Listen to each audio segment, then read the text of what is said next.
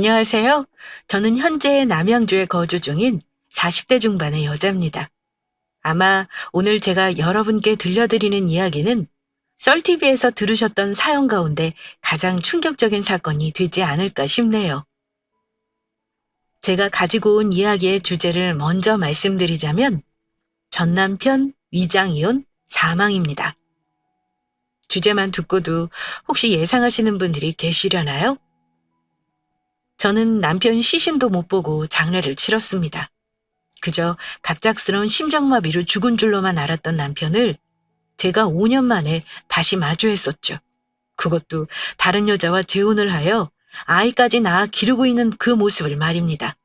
살다 그런 일을 제가 겪게 될 줄이야. 제가 겪은 저 이야기를 가지고 드라마로 만들어도 아내의 유혹 뺨칠 만한 막장 드라마가 탄생할 것 같네요. 더 길게 설명할 것 없이 바로 이야기를 시작하겠습니다. 일단은 제가 결혼했던 그 남자와 시댁 인간들에 관한 이야기 먼저 시작해 볼게요. 어머니, 저희 집에는 어떻게 들어오신 거예요? 아니, 그리고 왜? 왜 마음대로 제 속옷을 건드세요? 이건 아니죠. 제가 얼마나 놀란 줄 아세요? 강도라도 들었던 건 줄 알고 경찰에 신고까지 하려고 했었어요. 부적이 있다고 애가 생기면 대한민국에서 난임 치료하는 부부들이 어디 있겠어요. 어머니, 저도 아이 갖고 싶어요. 어머니도 같은 여자면서 어떻게 이렇게까지 막무가내로 하세요? 정말 너무하세요. 아이고, 너무하기는 누가 너무해? 너야말로 나한테 참 너무하다. 응? 참 너무해. 그래, 며느리도 집 비밀번호는 알려주기 싫다고 하지. 아들놈도 알려주기 싫다고 하지. 그래서 내가 열쇠기사 불러서 따고 들어갔다. 이것부터가 문제야. 이것부터가. 내가 내 아들놈 사는 집에 마음대로 들락날락도 못해서, 어? 열쇠기사까지 불러서 그렇게 너희 집에 들어가야겠냐? 나도 무슨 도둑년처럼 그렇게 들어가기 싫었어. 그런데 뭘 어쩌겠어. 당장 오늘 붙여놔야 효력이 있다는데. 내가 그 부적 써온다고 얼마나 돈을 들인 줄 알아? 세상에, 대체가 말이야. 결혼한 지 10년이 다 되어가는데 애가 안 생기는 게 그게 말이나 되냐? 이래서 내가 너랑 우리 기호 결혼 반대했던 거야. 응? 그 무당 말이 딱 맞아. 네가 우리 집안 대 다 끊어먹을 거라더니만은 지금 이 꼴을 봐봐라. 응? 아휴, 속 터져. 너야말로 나한테 너무한 거야. 알아? 어디서 잘한 것도 하나도 없는 게 시어미한테 전화해서는 큰 소리야, 큰 소리가. 저는 남편과 10년 넘게 결혼 생활을 했어요. 그 안에서 아이는 단 한 번도 생기지 않았죠. 정말 많은 방법을 다 써봤습니다. 병원은 거의 제 집 드나들듯 다녔고요. 남편이랑 저는 그냥 둘이서 살자라고 정한 상태였습니다. 물론 당시에도 제 마음 한구석에는 엄마가 되고 싶다는 욕심이 있었죠. 하지만 뜻대로 안 되는 걸 어떻게 하겠습니까? 그런데 시어머니라는 사람은 포기를 모르는 사람이었어요. 장남이 자식을 낳아야 대가 이어지는데 무자식이라니 그건 절대 용납할 수 없다라고 하면서 저를 들들 볶아댔어요. 집 비밀번호를 모르니까는 열쇠기사를 불러서 저희 집 문을 따고 들어온 적도 있었습니다. 그리고서는 안방 서랍이라는 서랍은 다 뒤져서 제 속옷이란 속옷에다가 죄다 부적을 꿰매 놓았던 거죠. 여러분 같으면 어떠셨겠어요? 처음에 그 광경을 봤을 때는 도둑이 둔 줄 알고 식겁했었고요. 그 다음에는 속옷에 붙은 부적을 보고 울화가 치밀어 올랐습니다. 그 광경을 남편도 같이 봤었어요. 시어머니와 말다툼을 하던 당시 스피커폰으로 하고 있었고 그 내용을 남편도 고스란히 다 듣고 있었습니다. 시어머니는 제게 단 한마디의 사과도 없었죠. 네가 내 아들이랑 결혼해서 우리 집안 대 다 끊어지는 거다라면서 사주를 받던 얘기로 또 제게 화를 낼 빌미를 찾고 있었습니다. 다신 아무 말도 하지 말아봐. 내가 얘기할게. 여보세요? 엄마, 지금 뭐 하는 거예요? 에? 우리가 몇 번이고 얘기했었잖아. 아니야? 생기지도 않은 애를 부적 같은 거로 만든다는 게 말이 돼? 거기 점집 어디야? 얘가 아주 사기꾼이라고 경찰에 신고해 버릴 거니까. 우리가 괜찮다는데 왜 엄마가 자꾸 이런 식으로 스트레스를 주니까 이 사람이 힘든 거야. 알아? 그렇게 스트레스를 주는데 애가 생기는 게 더 이상하지. 어쨌든 내가 지난번에 한 얘기 변함없어요. 나랑 이 사람 더는 애 낳을 생각 없어. 그냥 둘이서 살 거니까 그런 줄 알아요. 한 번만 더 이래봐. 나 정말 가만히 안 있어. 가만히 안 있으면 뭐 어쩔래? 어? 장남이 아들 하나 없으면 어떡하냐? 어? 어떡하냐고? 아유, 아유, 내가 제명에 못 죽지. 제명에 못 죽어. 말도 안 되는 소리를 말이라고 우기는 시어머니가 있음에도 제가 결혼 생활을 유지할 수 있었던 건 남편이 있어서였습니다. 자기가 나서서 시어머니와 맞서 싸워주었죠. 당시만 해도 저는 내 남편밖에 없구나 하고 살았어요. 유별나게 사이가 좋았던 건 아니었지만 적어도 부부로서 서로를 지켜줄 줄 아는 부부로 살았습니다. 저는 그렇게 살았다고 생각을 했어요. 그 인간이 뒤에서 무슨 짓을 하고 다닌 줄은 꿈에도 몰랐던 거죠. 그렇게 남편에 대한 신뢰가 두터웠기에 저는 그 결혼 생활을 할 수 있었습니다. 남편이 회사에서 구조조정이 일어날 것 같다고 말을 할 때도 당신이 전업주부하고 내가 더 열심히 돈 벌면 된다라고 씩씩하게 말할 수 있었어요. 우리는 균형 잡힌 부부관계라고 생각을 했으니 말이죠. 여보, 구조조정이 있을 수 있다는 거 소문만 도는 거지 아직 확정난 것도 아니잖아. 그리고 뭐 당신 구조조정 대상 돼도 전혀 걱정할 것 없어. 내가 돈 벌고 있잖아. 당신이 전업주부하고 그리고 어차피 당신 지금 갖고 있는 땅 곧 개발된다며. 당신 직장 동료들이 들으면 배부른 소리 하고 있다고 할걸? 어쨌든 걱정하지 마. 내가 지금처럼 직장 계속 다니고 뭐 그러면 되는 거지. 뭘 그런 거로 걱정하고 있어? 걱정하지 마. 우리 안 굶어 죽어. 그래도 둘이 같이 버는 거랑 당신이 혼자서 버는 거랑 당연히 우리한테 영향이 있을 거야. 만약에 혹시라도 구조조정이 있을 거라고 하면 악착같이 버텨봐야지. 월급쟁이가 할 수 있는 게 뭐겠어. 회사 비 다 맞춰가면서 알아서 기는 거지. 땅이야 개발돼야 그게 돈이 되는 거고. 아무튼 좀 심란하기는 하네. 그리고 남편은 땅도 가지고 있었어요. 개발이 될 거라는 소식을 믿고 자기가 사둔 땅이었죠. 땅도 있겠다. 제가 직장도 다니고 있겠다. 저는 정말이지 남편이 전업주부가 된다고 해도 아무 상관없었습니다. 돈을 누가 벌면 뭐 어때요? 같이 잘 살면 되는 거죠. 그런데 여기서도 시어머니라는 사람은 제 탓을 해댔어요. 구조조정 얘기 때문에 심란해하던 중 시댁 식구들과 식사를 하는 자리가 있었습니다.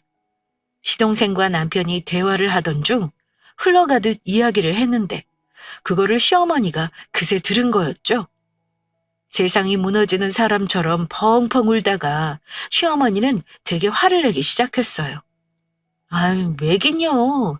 자기 아들이 잘릴지도 모르는 거 그것도 제 탓이라고 말입니다.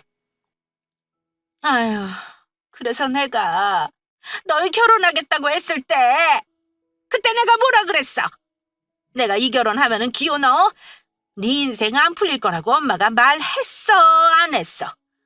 사주상으로 네 와이프가 네 길을 쪽쪽 빨아가고 네 앞길 망칠 거라고, 응? 그 무당 이용하다고 아주 전국적으로 소문이 났던 양반이야. 내가 니들 날 잡겠다고 할 때 친작 가서 궁합봤던 거 아냐? 응?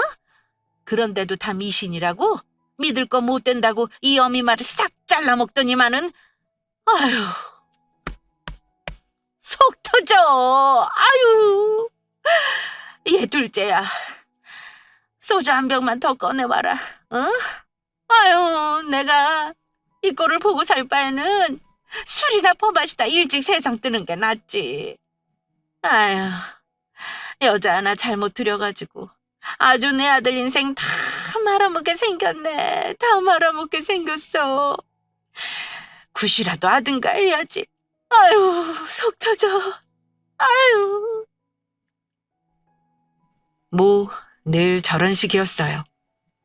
시동생 부부는 궁합이 아주 찰떡이라 시모가 바로 허락했는데 그 두 사람보다 저희 부부가 더 잘 먹고 사이좋게 잘 살았는데도 시어머니라는 사람은 저런 말 같지도 않은 트집을 잡으면서 저를 구박했습니다. 그나마 남편 역시 자기 엄마와 그렇게 가깝게 지내고 싶지 않아 해서 1년에 두세 번? 보면 많이 보던 거라 잠깐만 꾹 참으면 됐었어요. 저 당시에도 그냥 빨리 이 시간이 지나갔으면 좋겠다 하고 있었죠. 그렇게 구조조정 이슈로 심란한 시기를 보내던 중 뜻밖의 일을 듣게 되었습니다. 월급쟁이가 뭘 어떻게 하겠어. 안 잘리려면 회사에서 하라는 대로 해야지. 길게도 아니고 2년만 나갔다 들어오면 돼. 뭐 잘 됐지 뭐. 안 그래? 이참에 여행도 하고 하는 거지.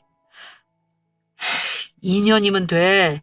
2년만 나가서 지사 관리하고 들어오면 구조조정 얘기도 어느 정도 정리되어 있을 것이고 나도 내 자리 지킬 수 있을 테니까 당신이 이거는 이해 좀 해줘. 남편은 해외로 발령해놨다고 했어요. 해고당하지 않기 위해서는 회사에서 하라는 대로 하는 게 좋을 것 같다면서 해외 발령을 이행하기로 했다고 했죠. 뭐 어떻게 하겠어요? 그러라고 했습니다. 그렇게 저는 남편과 갑작스럽게 떨어져 지내게 되었죠. 그 사람이 발령받은 곳은 미국이었습니다. 일본이라면 마음먹으면 언제든 갈 수 있을 거리라 좋았을 텐데 미국이라니. 공항을 떠나는 남편을 보면서도 착잡했었어요. 아휴, 뭐하러 이런 거를 보냈어. 당신이 일을 안 하는 것도 아니고 회사도 다니면서. 참, 여기도 한인마트 있고 한식 맛있게 하는 식당도 엄청 많아. 그러니까 보내지 마. 당신 마음 충분히 아니까는 이런 거 보내지 말아요. 알겠지? 어떻게 안 보내? 아무리 한인마트 있고 한식당이 있다고 해도 한국에서 먹는 거랑 같겠어? 완전 다르지. 내가 당신 보러도 못 가니까 음식이라도 해서 보내려고 하는 거야. 내가 내 마음 편하라고 보낸 거니까 그냥 아무 소리 하지 말고 받아서 드세요. 응? 일은 할 만해? 아, 내가 크리스마스 때 갈까? 한국 사람도 당신 한 명뿐이라면서 회사 사람들이랑 어울리는 것도 어색할 텐데. 저는 미국에 가 있는 남편을 위해서 한 달에 한 번씩 대용량으로 반찬을 해서 보냈어요. 저도 직장을 다니고 있던 터라 제주도도 아니고 미국을 오고 갈 수 있는 상황이 아니었으니 말입니다. 더욱이 마음에 걸렸던 건 남편이 말하기를 한국인 직원이 자기 한 명뿐이라고 얘기했었기 때문이죠. 타지도 외로운데 심지어 타국에서 한국인 직원 한 명 없이 있을 남편이 안쓰러웠습니다. 그렇게 안부를 묻고 있는데 한국말이 들려오는 게 아니겠어요? 남편은 회사에 있을 시간인데 말입니다. 기호 씨, 이거 먹을 거야? 뭐 어떤 거? 어머, sorry? 분명 한국말이 들려왔는데 똑같은 목소리로 한국어를 했다가 주춤하더니 금세 영어를 쓰더군요. 괜히 그러는 거를 생각했어요. 별것도 아닌 건데 내가 괜히 과하게 생각하는 거라고 말입니다. 남편이 식당에 가 있는 것일 수도 있는 거고 한식당에서 친구를 사귀었을 수도 있는 거니 말이죠. 남편 역시 서둘러 제게 이야기를 하기는 했어요. 잠깐 밖에 나왔다고 말입니다. 나 지금 잠깐 점심 사러 밖에 나왔어. 한국 사람 보러 내가 한인식당에 더 자주 온다니까. 내가 얼마나 자주 왔으면 여기 직원들이랑 형, 누나, 오빠 뭐 별걸 다 하고 지내. 당신 남편 다른 건 몰라도 친화력 하나는 끝장나잖아. 나 진짜 여기저기서 잘 먹고 다니니까 무리해서 반찬하지 마. 알았지? 내일 또 통화하자. 그럴 수 있겠거니 했습니다. 한국에 있을 때도 여자 문제 이런 거는 정말 단 한 번도 일으킨 적이 없었던 사람이니 그냥 남편이라는 인간을 제가 철썩 믿었어요. 하지만 의문의 한국 여자가 남편의 상간녀였을 줄이야. 저는 정말 꿈에도 몰랐습니다. 아무것도 모른 채 그렇게 장거리 부부로서 한 해를 보내고 또 다른 한 해를 맞이했죠. 여보, 일이 바쁜가 보네. 시간 날 때 연락 줘. 당신 무슨 일이 있는 거야? 메일도 확인 안 하고. 나 걱정돼. 잘 있으면 잘 있다 그거라도 알려줘. 그러다가 정말 일상을 잘 보내고 있었는데 남편이 2주가 넘도록 연락이 안 되는 게 아니겠어요? 2주가 넘도록 말입니다. 지금도 저 당시만 생각하면 사람이 피가 마른다는 게 무슨 뜻인 줄 알겠더군요. 전화도 문자도 메일도 여러 수단 중에 단 하나도 연락이 되지 않았죠. 회사에서는 분명히 멀쩡하게 근태를 하고 있다고 말해줬는데 당사자인 남편과 연락은 안 되지. 정말 오만 가지 생각이 다 들었습니다.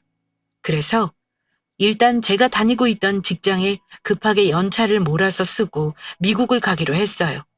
출국하기 이틀 전쯤이었을 겁니다. 남편이 해외라 나가고 나서 연락 한 번 왕래 한 번 없던 시어머니가 제게 전화를 걸어왔어요. 네 동서가 보낸 메시지 보고 그리로 좀 와라.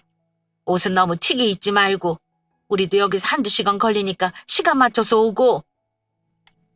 어머니는 대뜸 제게 전화를 걸어서는 동서가 보낸 주소지로 오라고 했습니다.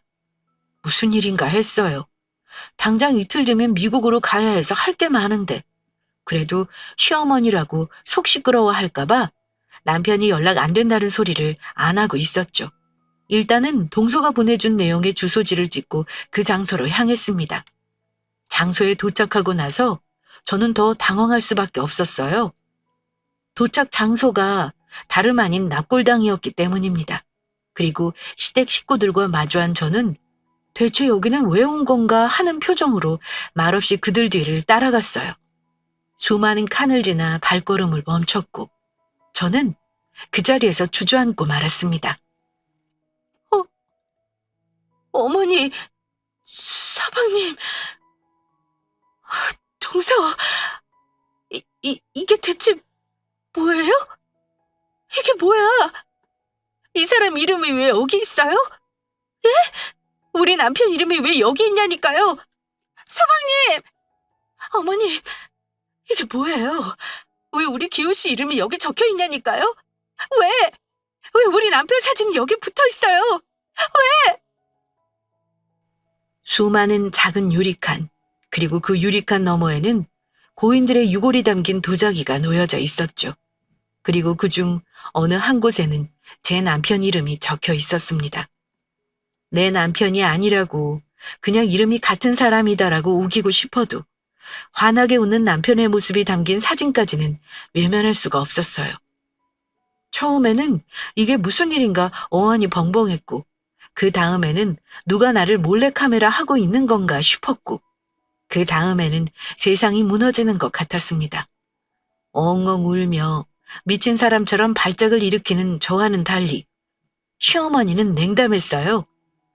지금 생각해보면 시동생 부부는 어찌할 바를 몰라 하는 표정이었던 것 같은데 그 당시에는 그 사람들이 무슨 표정을 짓고 있는지 눈에 들어오질 않았습니다.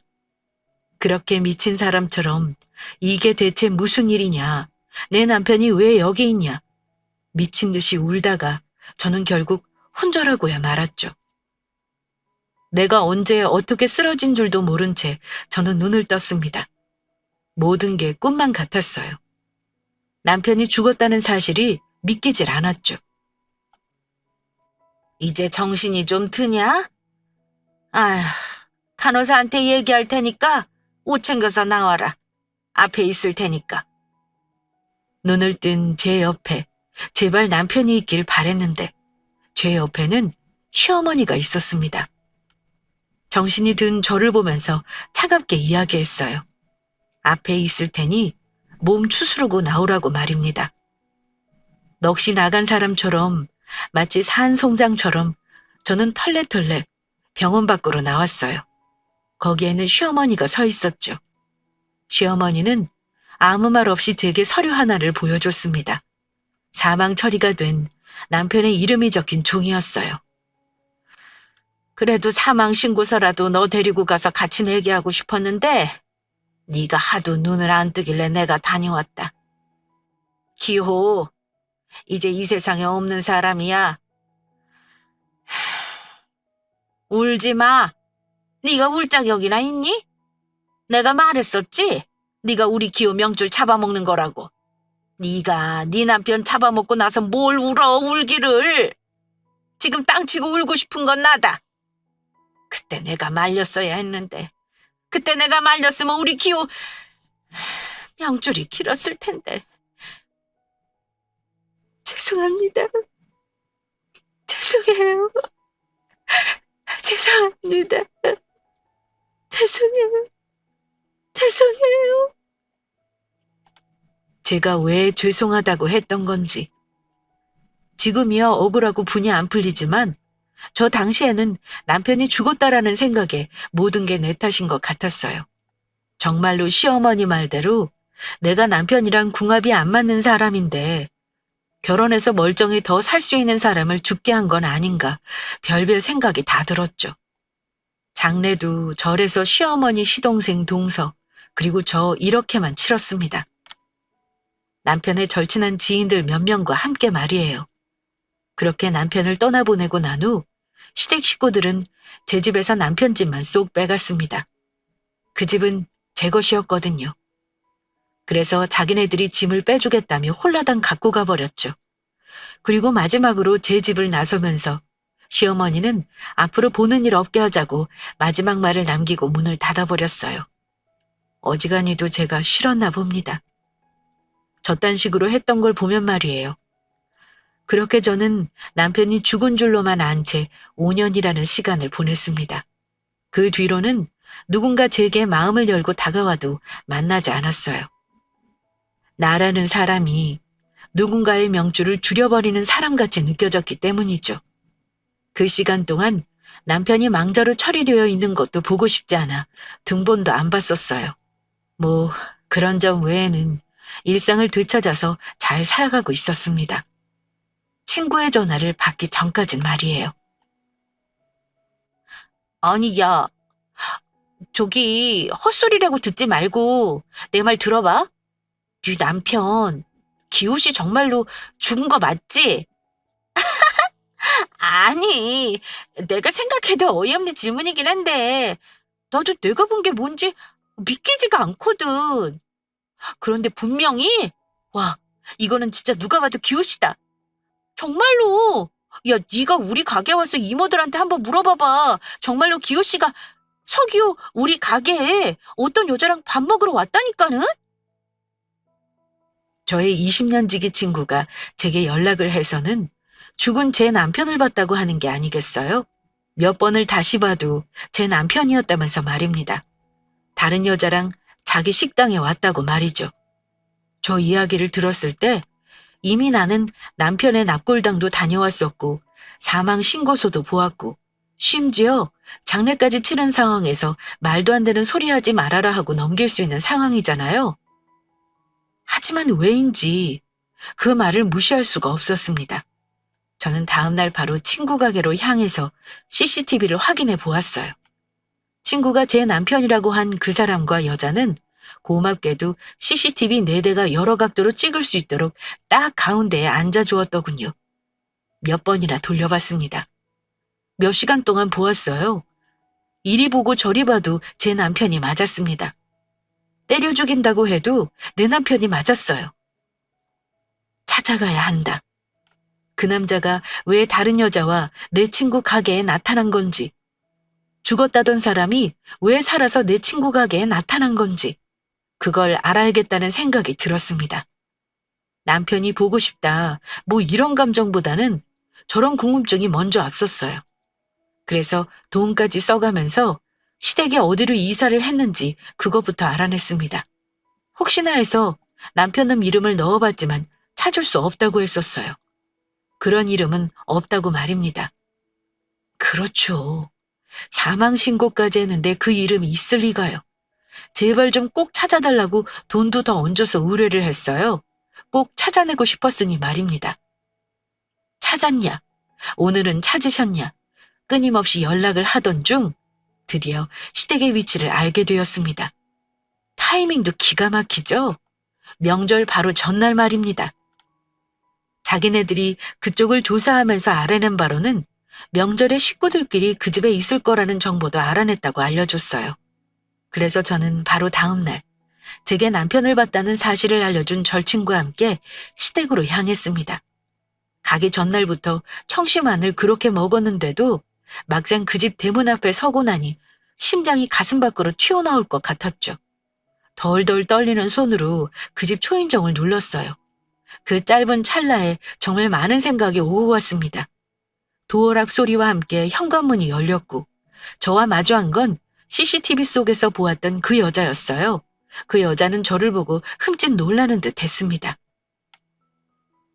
엄마 친구야? 이모, 안녕하세요. 나는 서율이에요.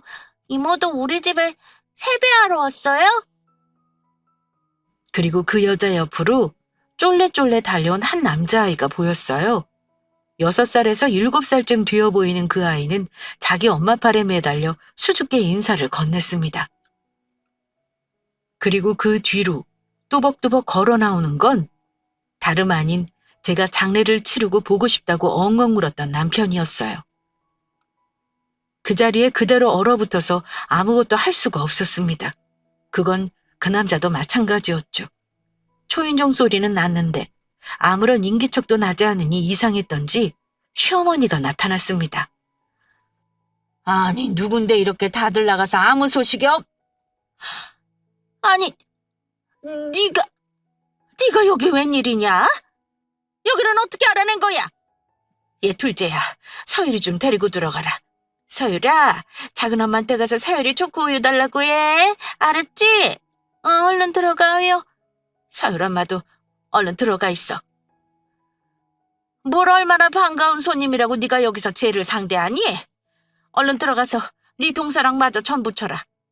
너는 나랑 밖에서 얘기하자. 이게 어떻게 된 거야? 당신이 왜 여기 있어? 내가 당신한테 얼마나 연락했었는데 당신 어머니가 나한테 당신 심장마비로 죽었다고.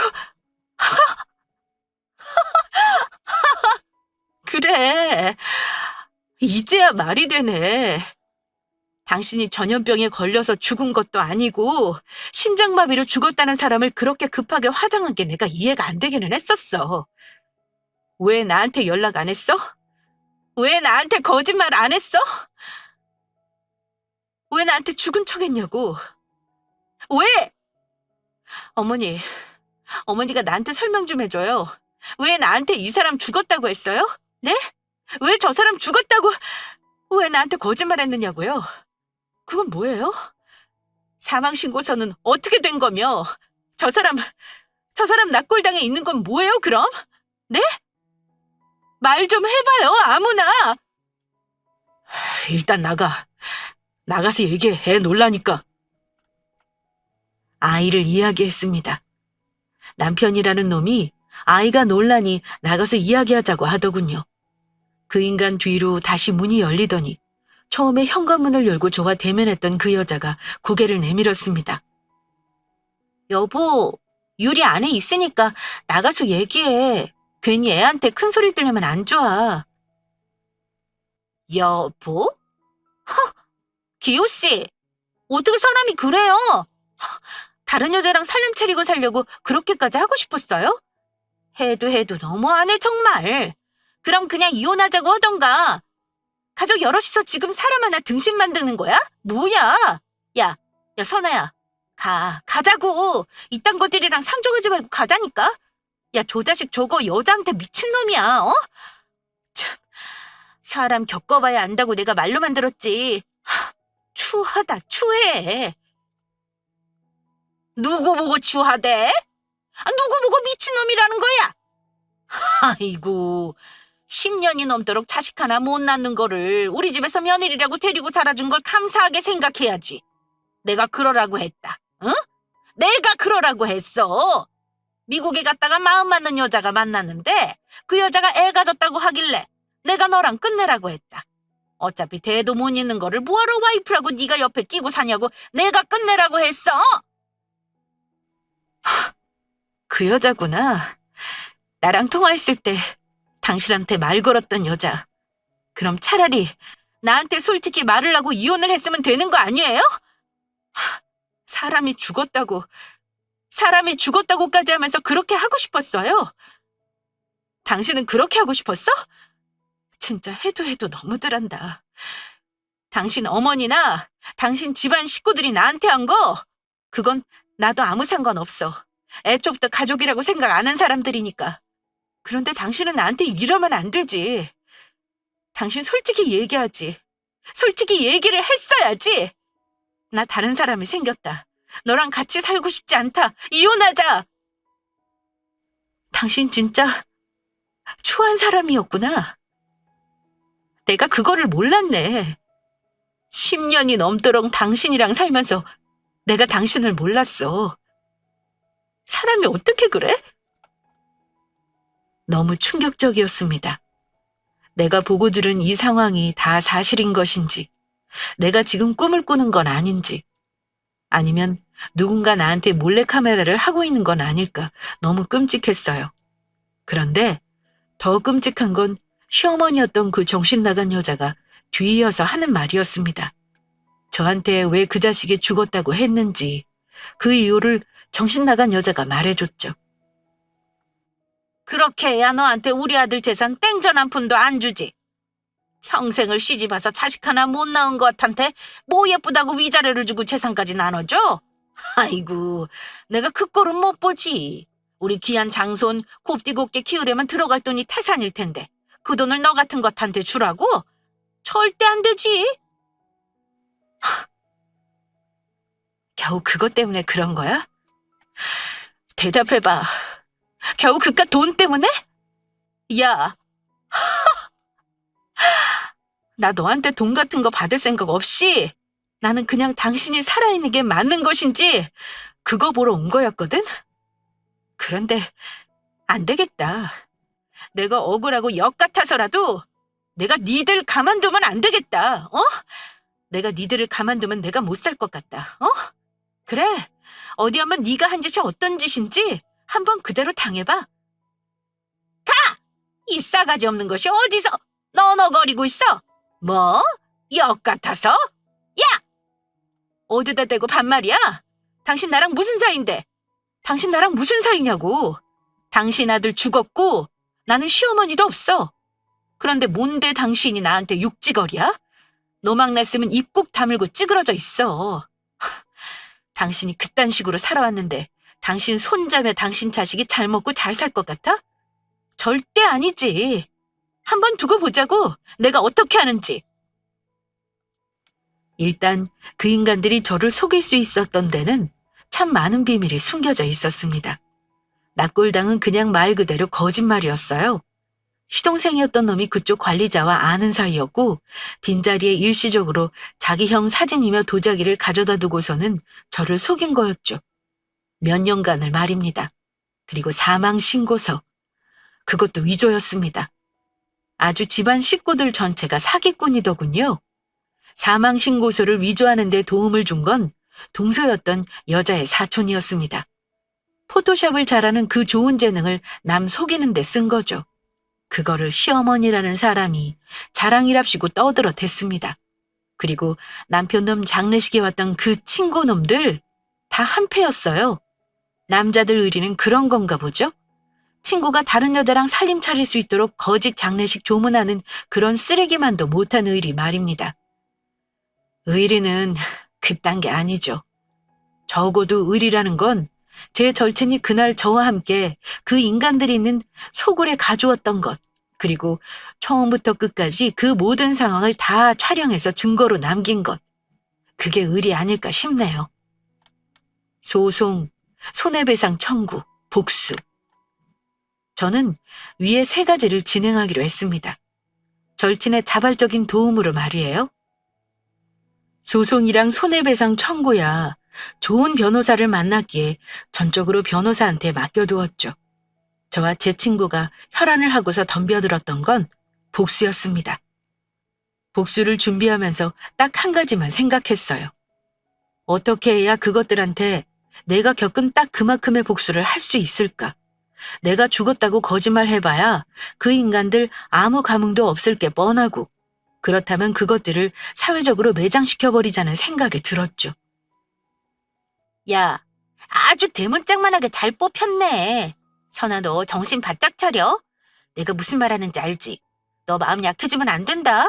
그 인간들 너 하나 가지고 온 식구가 사기친 거야. 아주 대형 사기. 너 얼마나 힘들었냐? 어? 내가 너 힘들어했던 것만 생각하면 지금도 분이 안 풀려. 아무튼 제대로 마음 먹고 하자. 오케이? 가자. 저와 제 친구가 어디를 갔을 것 같으세요? 흥신소? 아니면 그 인간들이 사는 그 집? 저와 제 친구가 간 곳은 총 3군데였습니다. 첫 번째로는 남편 놈의 회사, 2번째로는 시어머니가 다니는 절, 마지막 3번째로는 상간녀가 수업을 나간다는 대학교였습니다. 저와 친구가 했던 방법은 아주 간단했어요. 남편 놈의 사진을 대문짝만하게 뽑은 뒤 영정사진에 두르는 검은 띠를 둘러주었습니다. 그리고 노트북과 대자보를 챙겨 들고 나갔습니다. 과한 소음을 내면 분명히 경찰의 제지를 받을 테니 말이죠. 불멸의 신 서기호. 월급 주면서 미국 지사로 발령 보냈더니 거기서 상간녀를 만나서 위장 사망. 10년을 넘게 산 조강지처를 속이기 위해 자신이 죽었다고 저를 속였습니다. 서기호의 엄마, 남동생, 재수씨 모두가 그를 도와 한 사람을 속였습니다. 위장한 납골당에 다녀왔고 위장한 장례식을 치렀습니다. 그래서 저는 그 사람을 사회적으로 매장시키고자 합니다. 저런 내용이 적힌 대자보를 저 한 장, 친구 한 장, 가슴팍 앞에 크게 매달고 그 자식 회사 앞에 서 있었어요. 챙겨간 노트북으로는 제가 시댁을 찾아갔던 그날의 모습을, 친구가 찍었던 그 영상, 그날의 그 영상을 틀어놨죠. 출근하는 모든 직원이 그 망할 놈의 거대한 영정사진에 놀랐고, 저와 제 친구가 들고 있는 대자보를 보고 놀랐고, 그리고 노트북 영상을 보고 놀랐습니다. 이선아, 너 지금 뭐 하는 거야? 미쳤어? 사람 개망신 줄고 작정했어? 야, 너 내가 좋게 말할 때 빨리 네 친구 데리고 가. 가라고! 나 니들 집안 개망신 주려고 작정했어. 그렇지 않고서야 내가 여기에 이 꼴로 왔겠니? 우리 오늘 바쁘니까 말 그만 시키고 너는 가서 네 일이나 해. 아마 너 일 못하겠다. 아까 너희 팀 부장인지 뭔지 아는 사람도 이거 보고 갔어. 나한테 묻더라. 자기가 아는 서기호 맞냐고. 그래서 맞다고 했지. 아이고, 네 부장인가 보다. 얼른 전화 받아. 너 찾는 전화일걸? 아이, 너 정말. 예, 부장님. 제가 일단은 올라가서 설명드리겠습니다. 그렇게 그 망할 인간의 회사 앞에 저와 제 친구가 나타난 지 30분 만에 그 인간은 저를 쫓아 내려왔고, 그러던 중에 상사한테 호출을 받아 후다닥 달려 올라갔죠. 그리고 그 다음으로는 시어머니였던 그 정신 나간 여자가 헌신하는 저를 찾아갔습니다. 여러분도 앞서 내용을 들으셨지만 시어머니였던 그 여자가 정말 성격이며 말하는 게 보통이 아닌 사람이었어요. 그런데 있죠? 그런 사람이 절에만 갔다 하면 180도로 바뀌어서 그렇게 선인인 척합니다. 아직도 저와 제 친구가 그 전에 나타났을 때 기겁을 하면서 뛰쳐나오던 그 정신 나간 마녀의 모습이 떠오르네요. 그리고 마지막으로 상간녀의 대학. 여기가 아주 대박이었습니다. 대학가이다 보니 우리의 학생들이 사진을 찍고 SNS에 업로드를 해준 덕에 활기차게 홍보가 되었죠.